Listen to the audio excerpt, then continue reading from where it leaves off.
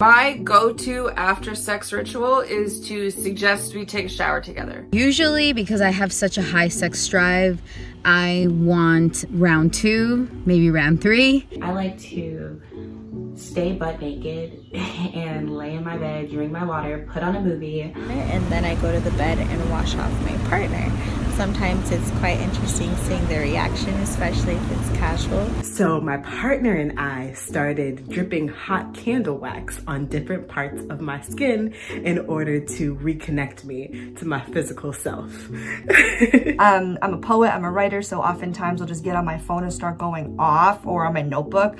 Might be about the sex, probably isn't gonna be about the sex. Lay in bed, watch a TV show, watch a movie, or if we have plans that day, we will get up, take a shower together, get dressed together. Usually take that time to kind of ask for a performance review, you know? I like cuddles and I like to remain connected. So if you think you're going anywhere, you got another thing coming. What up, lovers and friends? We're talking about what people do after sex today. And to help me with this conversation, I want to introduce you to my sponsor of this video, Cottonelle. Cottonelle wants you to focus on your down there care all of the time, but I think it's especially important to make an emphasis on down there care when it comes to pre and post sex, and that is where Cottonelle's toilet paper and their incredible flushable wipes can come in handy. Now, whenever I'm talking about healthy sex, I'm always discussing 3 different components. Number 1 is your birth control method so that you are in control of your family planning. Next, it's about a barrier method to ensure that you are protecting yourself from STDs. And finally, I'm talking about hygiene because you want to make sure the only thing that remains after sex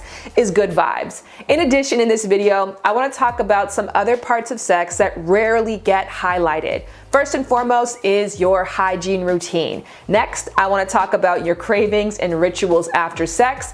And finally, what do you do if you and your partner have totally different post-sex needs? If you've been watching this channel for a while, you might recall in a previous video I discussed my post-sex routine in detail. When we are done, we sit in that after sex glow and we look at each other and we say I love you, and we just experience and feel. We let our heart rates come down and let our sweat dry for approximately 10 seconds, and then we get up. Like, this has been our thing since the jump, and I actually think Jared's the one who introduced this to me. We get up and we go to the bathroom together.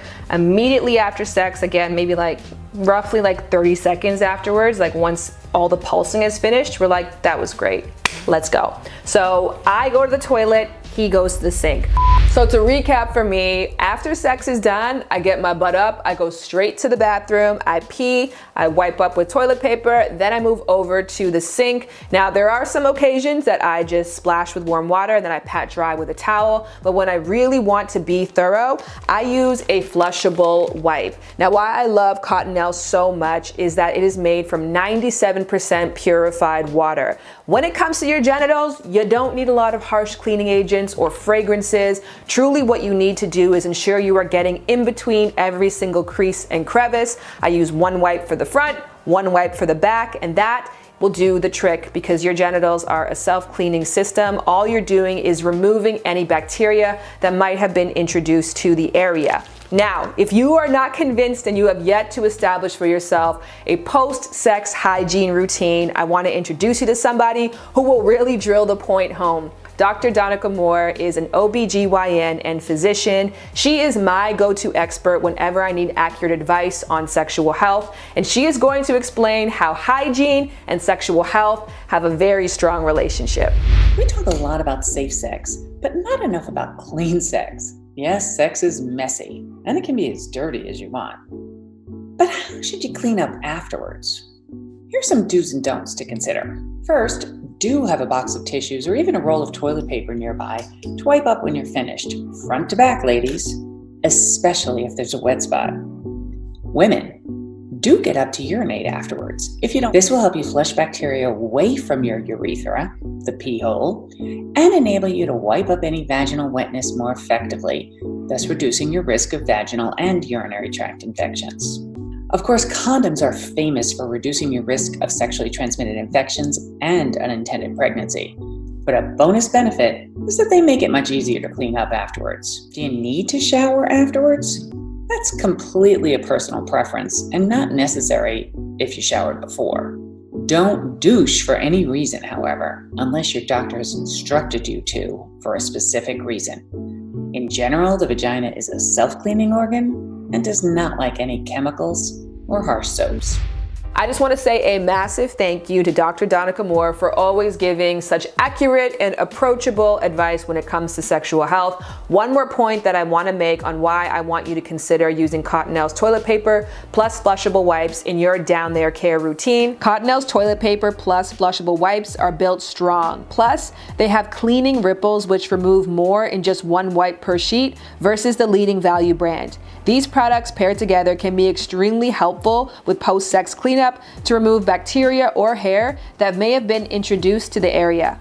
So what does your body want to do after sex? Do you want to go to sleep? Do you feel energized? Are you mad hungry? Do you feel disinterested in contact? Are you craving cuddling?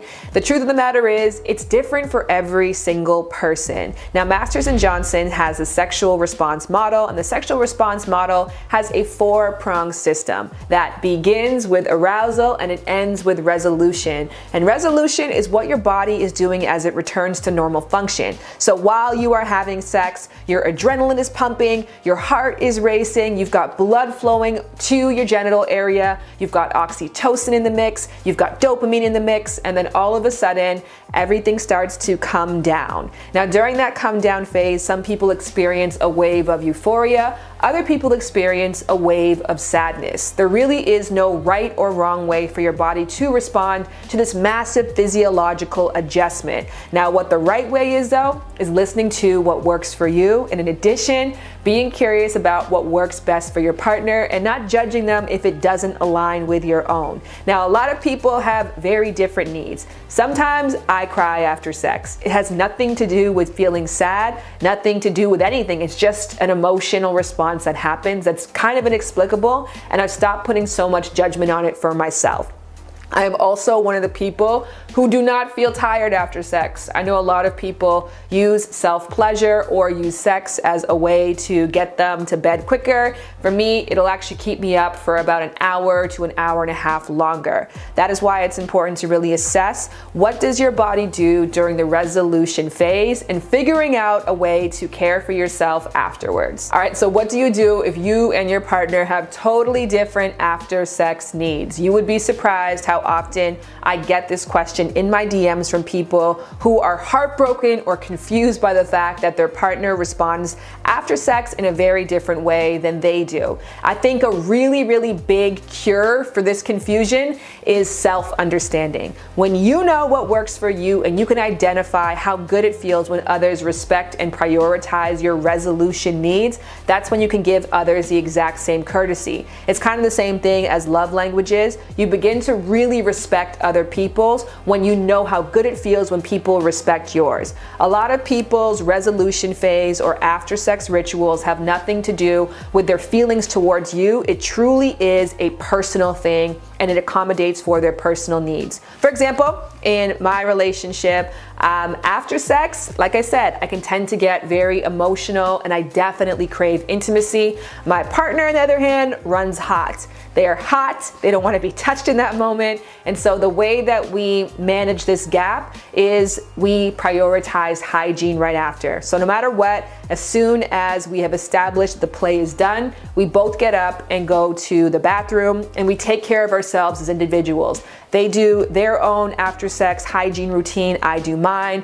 Then we'll go to the kitchen, get water, snacks, whatever we need. And we both know eventually the goal is to meet back in the bedroom for the after sex intimacy that I require. That way they're not being smothered and I'm not being left out in the cold.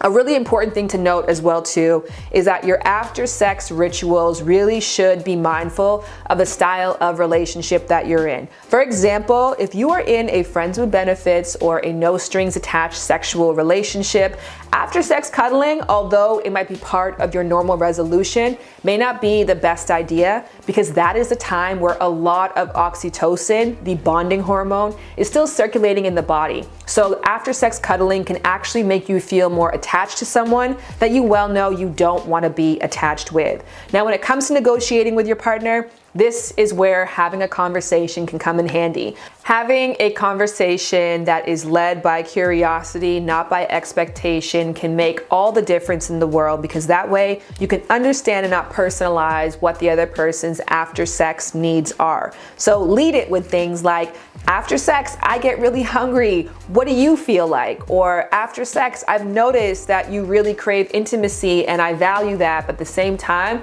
I'm also way too hot and uncomfortable. And during that time, I kind of need a little bit of me time to settle before I'm ready to re-engage with somebody. How does that sound for you? By really bringing these conversations to light, no one feels left out in the dark. Now, the one area that you should challenge the incompatibility on is in your post-sex hygiene routine. If you notice that your partner doesn't like to clean up or get up and prefers just to lay in the post-sex aftermath, that is when you can have an educating conversation with them to say, hey, especially if we're going to be having sex over and over again, it's important that both of us really prioritize that to ensure that, again, the only thing that remains after we get down is good vibes only. And educating your partner can also be empowering them with tools. So I love the Cottonelle's flushable wipes because it comes in a resealable bag just like this. So you can have these right on your nightstand and just give one to your partner.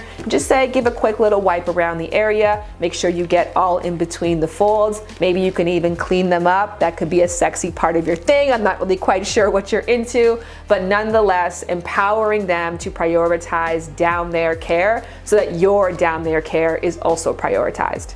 Thank you so much to Dr. Danica Moore for taking part in this video. Also, everybody else who submitted and who shared their truth. And now it's your turn. Let me know in the comment section below, what is your post-sex hygiene routine? Also, do you have any rituals or cravings that you feel comfortable sharing? And speaking of comfort, if you are down to improve your down there care, I want you to consider using Cottonelle's toilet paper plus their flushable wipes. If you want more information, travel down to the info box below to begin your more confident and refreshing down there care journey.